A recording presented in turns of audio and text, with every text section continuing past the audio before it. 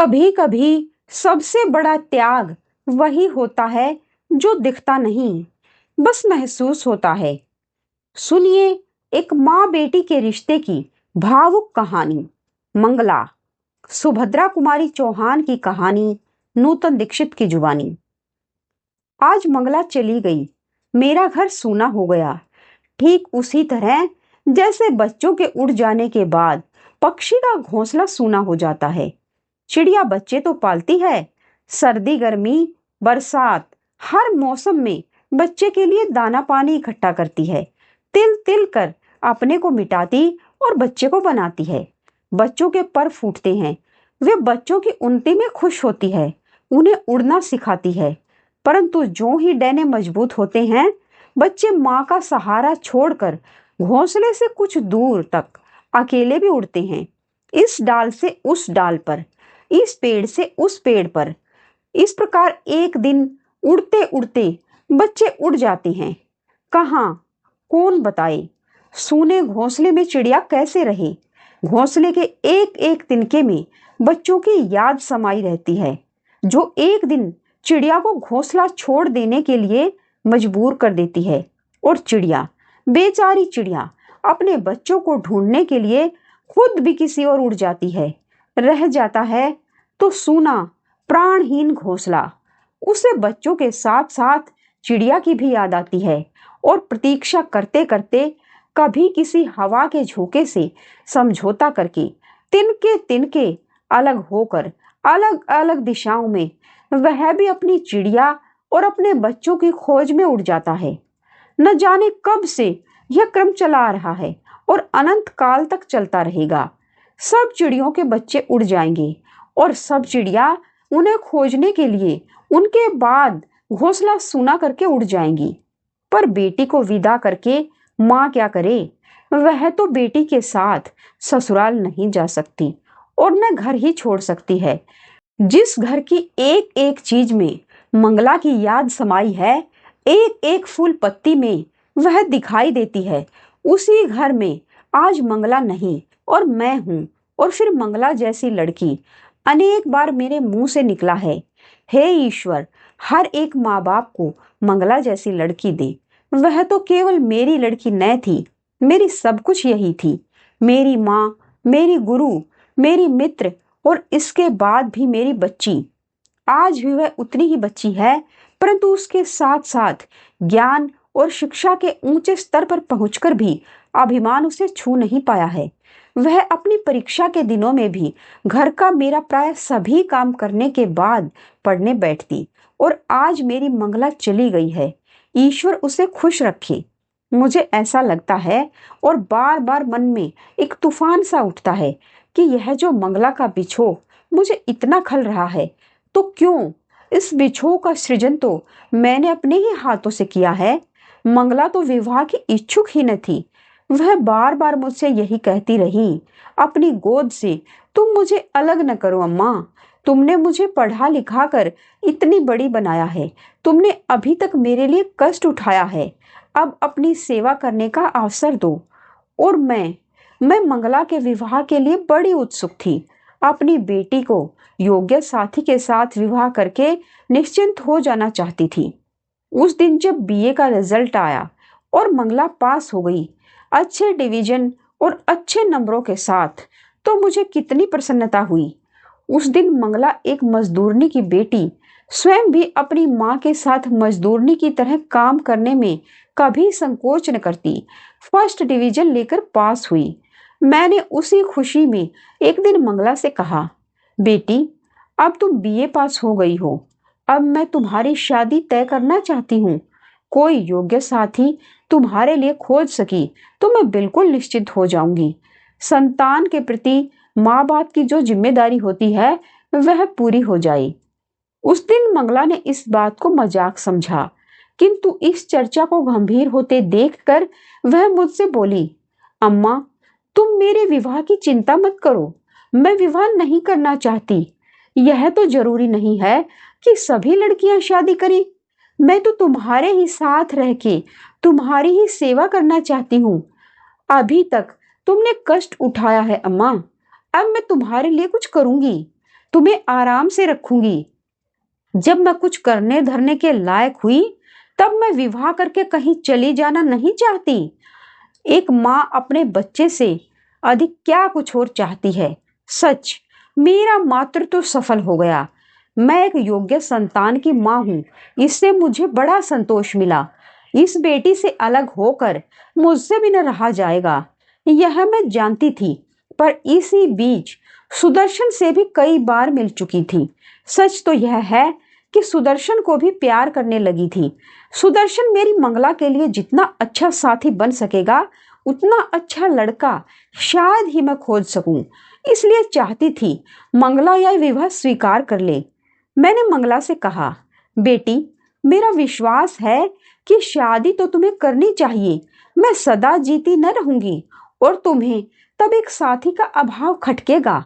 और सच तो यह है बेटी कि मैं तुम्हें जहां ब्याहने जा रही हूं वहां तुम पर कोई बंधन न रहेगा।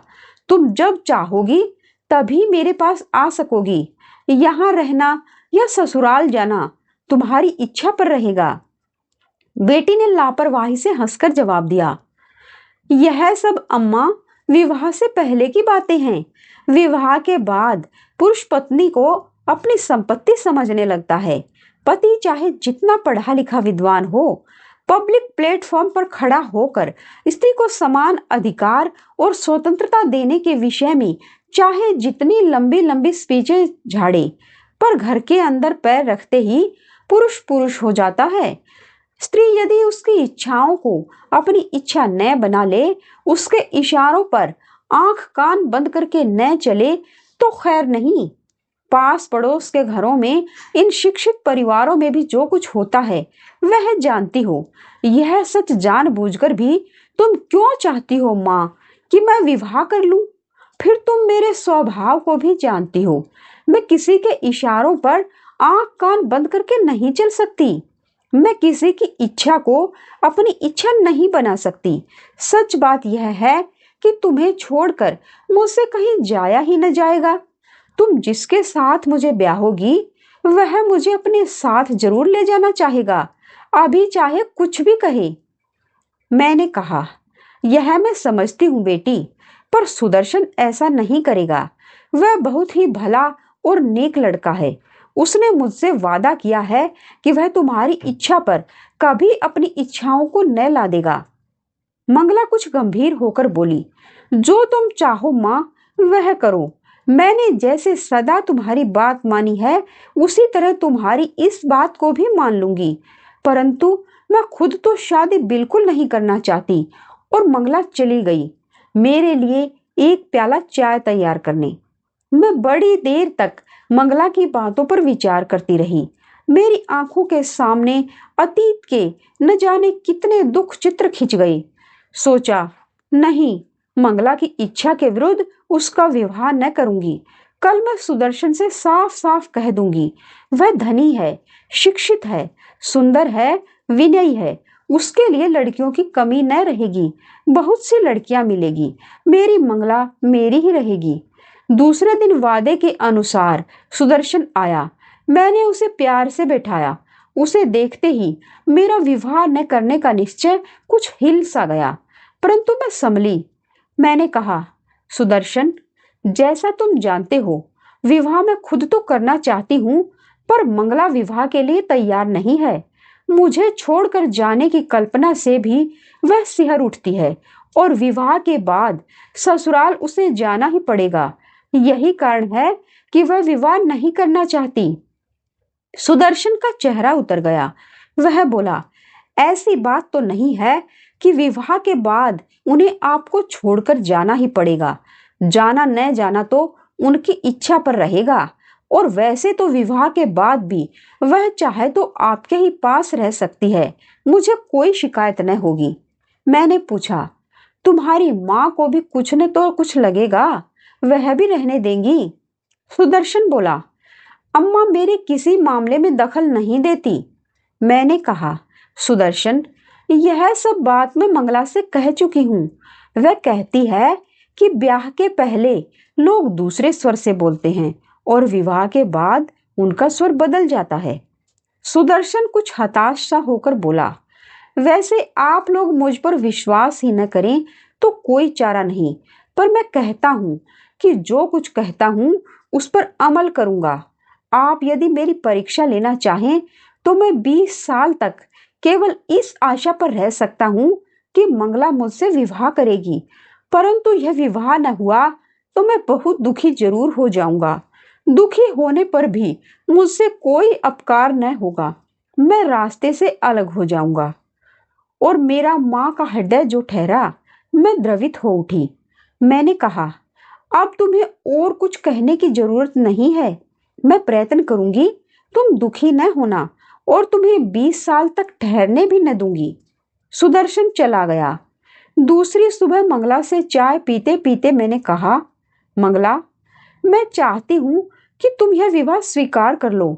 मेरा यह थका तन और थका मन न जाने किस घड़ी बुझ जाए। तुम किसी योग्य साथी के साथ रहोगी तो मैं शांति से मर सकूंगी, नहीं तो मरने के बाद भी शांति न पा सकूंगी। और मंगला, मेरी मंगला ने कहा, जिसमें तुम्हें शांति मिले माँ, उसी में मेरा सुख है। तुम जो चाहे करो। फिर इस प्रकार विवाह तय हुआ और हो गया।